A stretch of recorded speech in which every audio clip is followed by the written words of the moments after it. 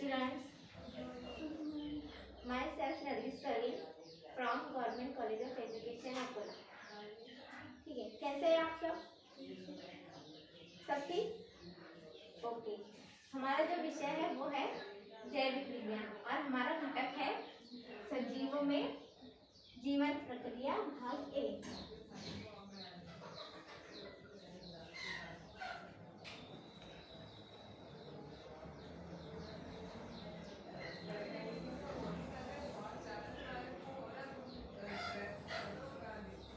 सजीवों में जीवन प्रक्रिया भाग 1। आप क्या जानते हैं इसके बारे में?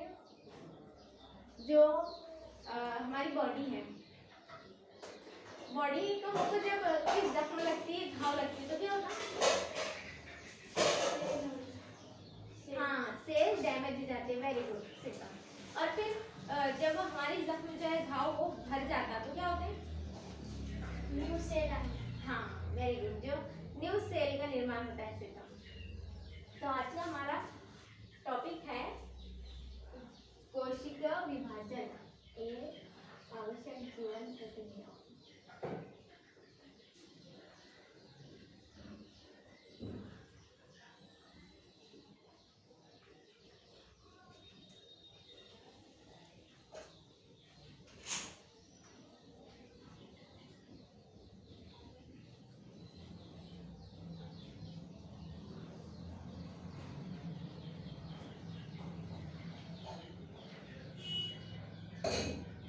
एक आवश्यक जीवन प्रक्रिया।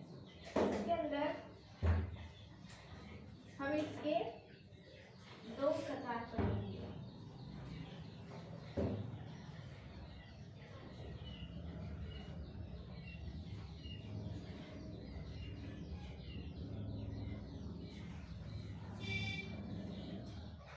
कोशिका विभाजन जो है वो कोशिका और सजीवों के गुणधर्म में से जो है बहुत ही महत्वपूर्ण गुणधर्म है, जिसके कारण क्या होता है,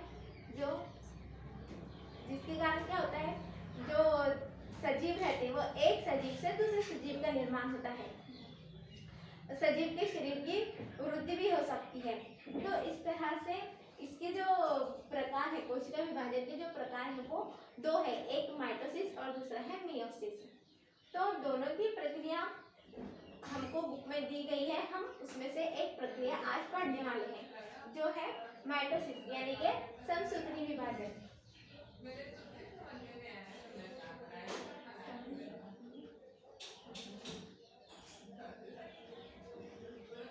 समसूत्री विभाजन को हम इंग्लिश में बोलते हैं माइटोसिस। माइटोसिस के बारे में आपने कभी सुना है? हाँ। तो माइटोसिस क्या है? शरीर की एक कोशिका से दूसरी कोशिकाओं का विभाजन, जिसमें गुणसूत्रों की संख्या जो सेम रहती है और एक कोशिका से दूसरी कोशिका जो है वो निर्माण होती है। ये हम इसकी प्रक्रिया में देखेंगे। इसके अंदर क्या होता है, जो कायिक कोशिका है, कायिक कोशिका और मूल कोशिका का क्या होता है, इनका जो विभाजन होता है वो माइटोसिस यानी कि समसूत्री विभाजन के द्वारा होता है। समसूत्री विभाजन जो है वो दो चरणों में पूर्ण होती है। पहला एक है केंद्रकवरण। केंद्रकवरण को इंग्लिश में हम क्या बोलते हैं? हाँ, वेरी गुड। हम इंग्लिश में उसको बोलते हैं कैरियोकाइनेसिस।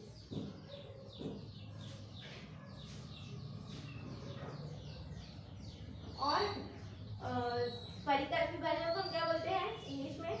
साइटोकाइनेसिस। हाँ, वेरी गुड। हम इसको बोलते हैं साइटोकाइनेसिस।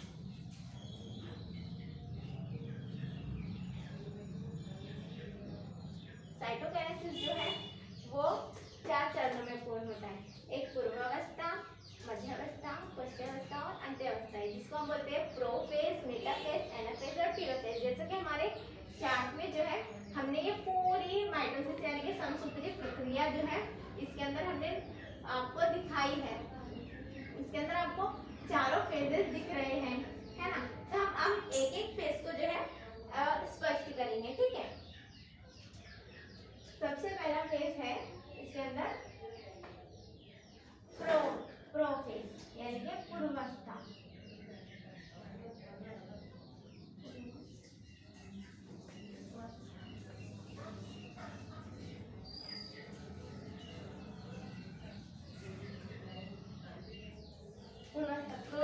पूर्वावस्था में क्या होता है, जो क्रोमोसोम है यानी कि जो गुणसूत्र है वो एकदम बारीक धागे जैसे हो जाते हैं और सिकुड़कर वो जो अपनी अर्धगुणसूत्र जोड़ी है जिसको हम बोलते हैं सिस्टर क्रोमैटिड, ये जो है ना ये अपनी अर्धगुणसूत्र जोड़ी के साथ नजर आने लगते, इसके अंदर नजर आ रहे हैं, ये जो है अपनी अर्धगुणसूत्र जोड़ी के साथ जो है नजर आ रहे हैं, इसको हम बोलते हैं सिस्टर क्रोमैटिड।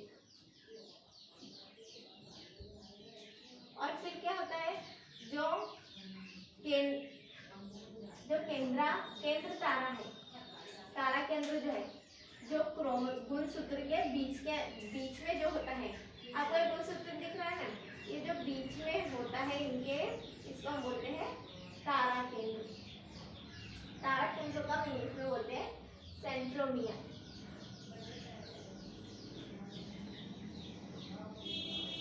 और केंद्रकोरण यानी कि न्यूक्लियर मेम्ब्रेन, ये जो गुणसूत्र के जो चारों ओर ये सर्कल जैसे जो दिख रहा है ना, इसको हम बोलते हैं केंद्रकोरण न्यूक्लियर मेम्ब्रेन, ये गुणसूत्र के चारों ओर रहता है।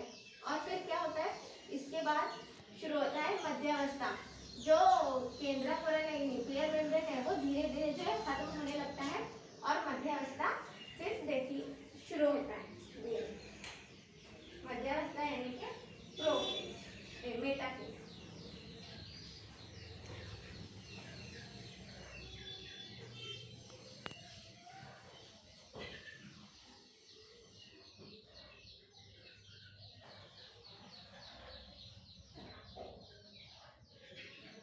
मेटाफेज में क्या हुआ, आपको कुछ फर्क दिखाई दे रहा है मध्यावस्था में, इसमें और इसमें कुछ फर्क दिखाई दे रहा है। न्यूक्लियर मेम्ब्रेन यानी कि केंद्रकोरण जो है वो इसके अंदर पूरी तरह से नष्ट हो जाता है, देखिए नष्ट हो चुका है इसके अंदर मध्यावस्था में केंद्रकोरण न्यूक्लियर मेम्ब्रेन। और फिर क्या होता है, जो गुणसूत्र है जो क्रोमोसोम है वो कोशिका यानी कि सेल के मिडल लेयर में अरेंज होते हैं, दिख रहे हैं अरेंज हुए इस तरह से। और जो तारा केंद्र और गुणसूत्र बिंदु जिसको हम सेंट्रोमियर और सेंट्रियोल बोलते हैं, तो उनके बीच में ये ऐसे धागे जो है वो निर्माण होते हैं, धागे दिख रहे हैं ये ऐसे बारीक बारीक, जिसको हम बोलते हैं स्पिंडल फाइबर, इसको हम बोलते हैं स्पिंडल फाइबर।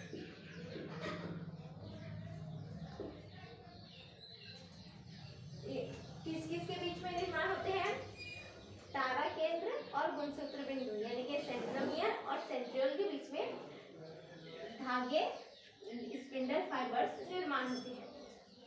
फिर इसके बाद शुरू होता है हमारा वस्यावस्था यानी कि एनाफेज।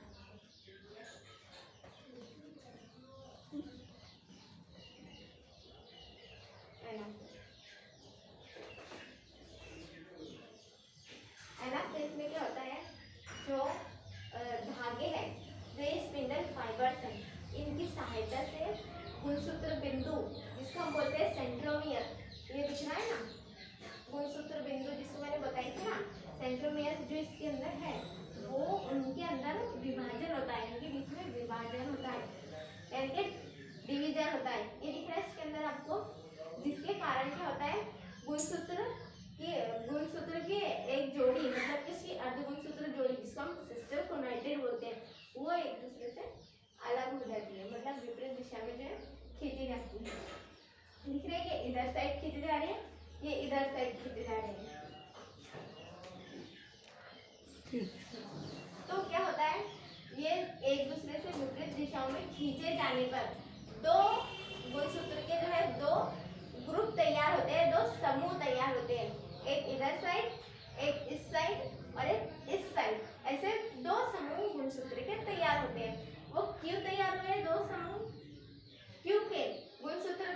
जिसको हम बोलते हैं सेंट्रोमियर, उनके बीच में विभाजन हुआ, जिसके कारण गुणसूत्र एक दूसरी दिशा में खींचे गए और एक दूसरी, यानी कि एक दूसरे से विपरीत दिशाओं में जो है वो खींचे गए। और फिर क्या होता है, किसकी तरह दिखाई देने लगते हैं, ये किसकी तरह दिखाई दे रहे हैं? हाँ यस, हाँ ये जो है केले के छिलके की तरह दिखाई देते हैं। और कोशिका, एक कोशिका में दो गुणसूत्र के समूह निर्माण होते हैं, तैयार होते हैं। अब हम इसके बाद देखेंगे अंत्यावस्था यानी कि टेलोफेज। टेलोफेज से पहले आप में से कौन इसकी आकृति निकाल कर बताएगा? यस,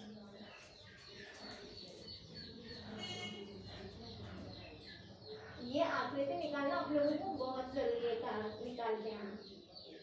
निकालिए।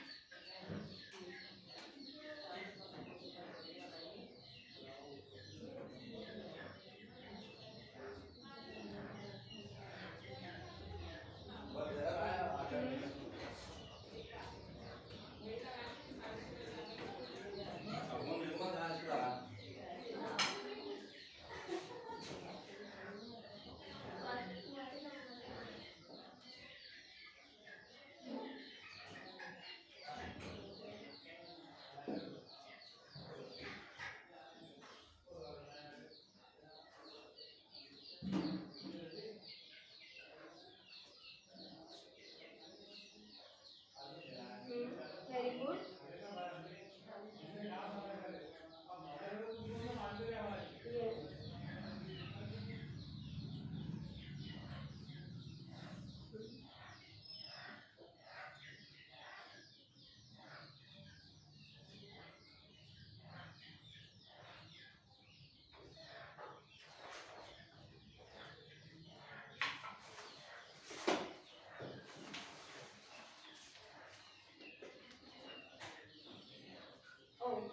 वेरी गुड अल्फिया, आपने अच्छी निकाले आकृति, लेकिन आपको इसकी प्रैक्टिस की जरूरत है।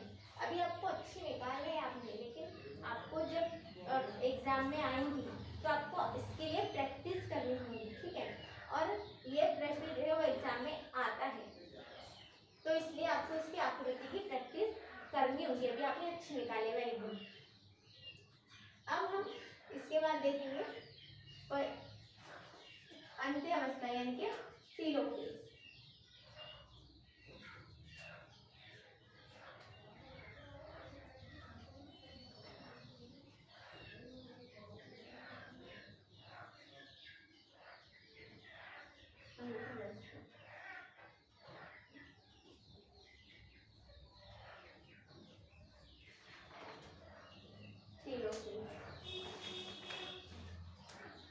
टेलोफेज में क्या होता है, जो गुणसूत्र की जोड़ी है, गुणसूत्र का जो विभाजन हुआ था जोड़ियों का, गुणसूत्र के उनकी, तो इसके अंदर वो खुल जाते हैं। आपको चार्ट पे दिखाई दे रहे हैं, इसके अंदर कैसे खुल गए हैं वो, है ना? इसमें कैसे है, वो अलग अलग ग्रुप में है, लेकिन इसमें खुल गए हैं, दिखाई दे रहा है आपको? इसके अंदर वो खुल गए हैं, तो क्या होता है, दो ग्रुप तैयार होते हैं।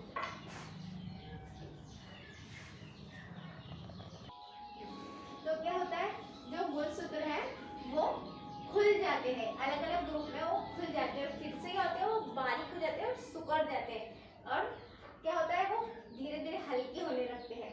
दिख रहा है आपको इसके अंदर बारीक क्या हुआ, अलग अलग दो ग्रुप में खुल गए, वो खुल गए ना। और एक फर्क क्या दिखाई दिया आपको उसके अंदर, कि जो न्यूक्लियर मेम्ब्रेन है, ये जो न्यूक्लियर मेम्ब्रेन है, ये इसके ये दोनों फेजेस में जो है खत्म हो गई थी, है ना, नष्ट हो गई थी, लेकिन इसके अंदर वो फिर से निर्माण हुई। तो क्या होता है, अंत्यावस्था में जो न्यूक्लियर मेम्ब्रेन है, ये जो सर्कल टाइप है, ये फिर से निर्माण होती है, और क्या होता है, फिर धीरे धीरे जो उनका डिवीजन होता है, यानी कि उनका विभाजन होता है, और इस तरह से दो कोशिका तैयार होती है। तो इस तरह से दो सेल यानी कि दो कोशिका जो है वो निर्माण होती है। तो हमने सबसे पहले क्या पढ़ा था, माइटोसिस। माइटोसिस हमने क्या पढ़ा था, उसकी व्याख्या कि एक कोशिका का दूसरी कोशिका में विभाजन।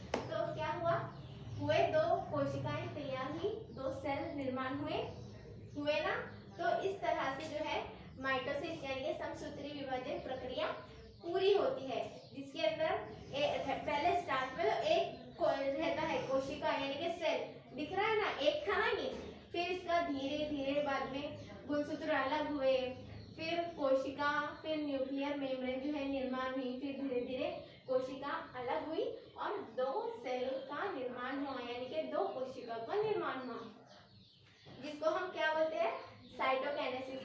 हमने 4 चरण इसी पर देखे। जो पहला जो हमारा था पूर्वावस्था, मध्यावस्था, पश्चावस्था, अंत्यावस्था, यानी कि प्रोफेज, मेटाफेज, एनाफेज और टेलोफेज। ये सब फेजेस से होकर क्या हुआ, परिकल्प यानी कि साइटोकाइनेसिस 2 सेल निर्माण हुए, है ना।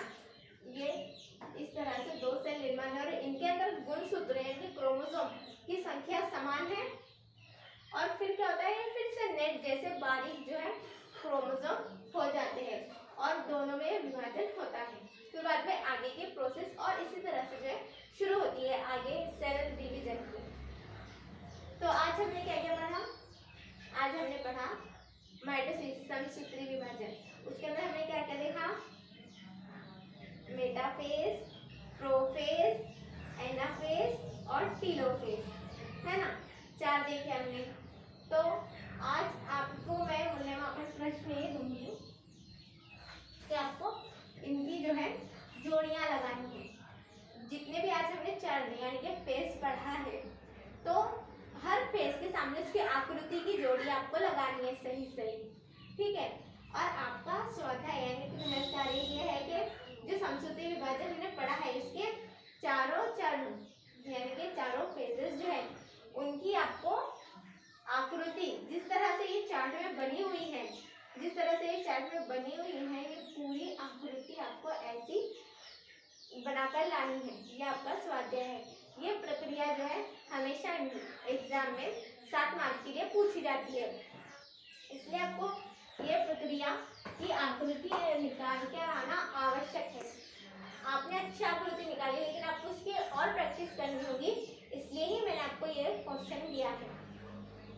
अभी आपको इसके अंदर कोई क्वेश्चन प्रश्न होगा तो आप पूछ सकते हैं, प्रश्न यानी कि सवाल होगा तो आप पूछ सकते हैं। तारा केंद्र आपको समझे ना, तारा केंद्र किसको बोलते हैं, तारा केंद्र क्या होता है, प्रोफेज में दुगना हो जाता है ना। इस तरह से हम कर सकते हैं। तो इस तरह से हमारी प्रक्रिया पूरी होती है। अब आपको कोई क्वेश्चन करना है, देखो अब मैं आपको पूछती हूँ, न्यूक्लियर मेम्ब्रेन केंद्रक कौन से फेज में नष्ट हो जाता है, मेटाफेज। यस, मेटाफेज, मेटाफेज में। Very good. मेटाफेज कहाँ पर है इसके अंदर, हाँ बताओ, हाँ वेरी गुड, वो है मेटाफेज। और साइटोकाइनेसिस कहाँ पर हुआ, हाँ और क्या हुआ, क्या हुआ यहाँ पर, 2 सेल जो है वो तैयार हुए,